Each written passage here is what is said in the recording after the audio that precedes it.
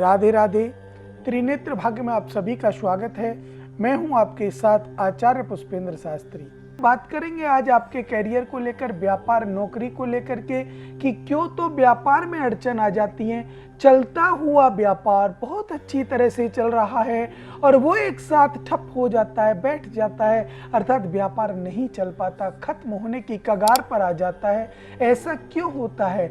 या फिर हम नौकरी अच्छी कर रहे हैं, प्रमोशन भी हो गया, अच्छा हमारा कार्य चल रहा है, नौकरी में सब लोग सम्मान करते हैं, लेकिन कुछ समय से मेरा कोई सम्मान भी नहीं कर रहा है, या मेरे सीनियर मेरे से खुश नहीं है, या मेरे जूनियर मेरी चुगली करके आगे सीनियरों के कान भरते हैं। ऐसा क्यों होता है?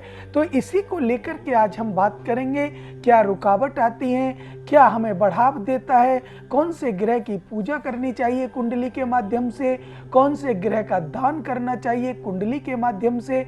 और फिर आपको अपने जीवन के बारे में जानना स्वाभाविक और अपने बच्चों के जीवन के बारे में भी जानना चाहिए।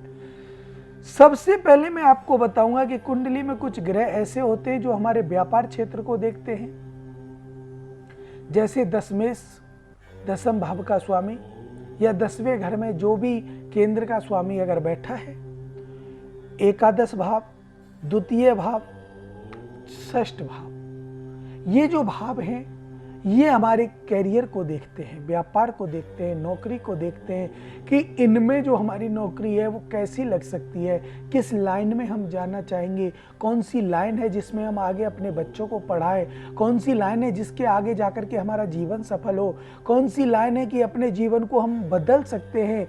देखिए, कहते हैं ना कि भाग्य के भरोसे जो व्यक्ति रहता है वो कभी कामयाब नहीं रहता। भाग्य में जो लिखा है वो जब मिलता है जब आप उसका कर्म करते हैं। बिना कर्म के आपको भाग्य का लिखा नहीं मिलेगा, ये ध्यान रखना, क्योंकि कहते हैं कर्म ही पूजा है। अब मान लीजिए, आप एक चीज, छोटी सी बात मान लीजिए कि आप लोग कहीं नौकरी करते हैं और आप नियमित ऑफिस नहीं जाते हैं या कंपनी नहीं जाते हैं या फैक्ट्री नहीं जाते हैं, जहां भी आप नौकरी करते हैं वहां नहीं जाते, नियमित नहीं जाते, और आपका जो वीकली ऑफ होता है उस वीकली ऑफ पे आप छुट्टी लेते हैं, फिर भी बीच में भी आप बहुत सारी छुट्टियां ले लेते हैं, आपका कार्य बिगड़ जाता है, कार्य आपका सही नहीं चलता, तो आपके एक दिन सीनियर जो होते हैं वो हाथ जोड़ेंगे और कहेंगे भैया यहाँ से निकलो, आप हमारे बस की बात नहीं आपको चलाना। अब आप कहेंगे मेरे भाग्य में तो यही लिखा है, मैं तो इस नौकरी को करूंगा, लेकिन जब आपके कर्म खराब हैं, आपके कर्म सही नहीं है, तो आप कैसे कर सकते हैं? नहीं कर पाओगे। तो इसीलिए मैं आपसे कहता हूं, सर्वप्रथम अपने कर्म को सुधारिए, कर्म अच्छा बनाइए और अग्रसर बनिए कर्म करने के लिए। मेहनत करिए, प्रयास कीजिए कर्म को आगे करने के लिए कि आज हम जिस कर्म को कर रहे हैं वो कर्म हमारा कितना उत्तम है, किस हिसाब से वो कर्म हमें आगे पीछे करेगा, वो कर्म हमें कहां तक ले जाएगा, वो कर्म हमारे जीवन को कितना ऊपर उठा सकता है और वो कर्म हमें कितना नीचे गिरा सकता है। देखो, अच्छे कर्म करोगे ऊपर उठ जाओगे, और अगर आप कर्म बुरे करोगे, खराब करोगे तो नीचे गिरोगे। ये तो स्वाभाविक है, इसमें तो कोई किसी का मतलब ही नहीं है। चोरी करोगे, चकोरी करोगे, डकैती डालोगे, तो ये भी तो एक कर्म है। अगर इसको आप करोगे तो बदनामी होगी, जेल जाओगे और बहुत परेशानी होंगी, मिट्टी में मिल जाओगे। आप अच्छे कर्म करोगे, गरीबों की सेवा करेंगे, अपनी नौकरी व्यापार करेंगे और गरीब कन्याओं का विवाह कराएंगे, उनमें कन्यादान के रूप में आप अच्छी धनराशि देंगे, तो ऐसे लोगों के कर्म अच्छे होंगे। बहुत सारी समस्याओं के बीच में मैंने सबसे पहले सर्वप्रथम यही बोला था कि कर्म प्रधान विश्व रच राखा। कर्म है जो प्रधान है, पहला जो सब्जेक्ट है वो है कर्म।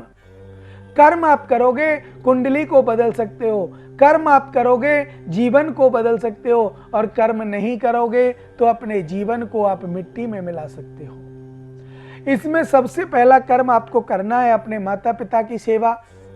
कौन कौन लोग करते हैं अपने माता पिता की सेवा? ध्यान रखिए, जो करते हैं उनको मेरा तहे दिल से प्रणाम, उनके चरणों में, श्री चरणों में, जो अपने माता पिता की सेवा करते हैं।